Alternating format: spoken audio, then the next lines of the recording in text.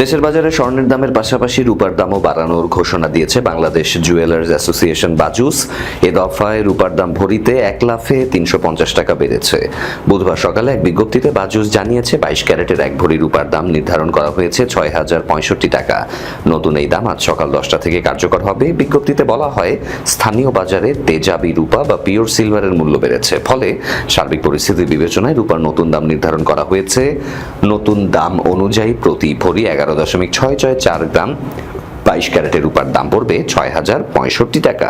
এছাড়া 21 ক্যারেটের প্রতি ভরি 5774 টাকা, 18 ক্যারেটের প্রতি ভরি 4957 টাকা এবং সনাতন পদ্ধতির প্রতি ভরি রূপার দাম 3732 টাকা নির্ধারণ করা হয়েছে।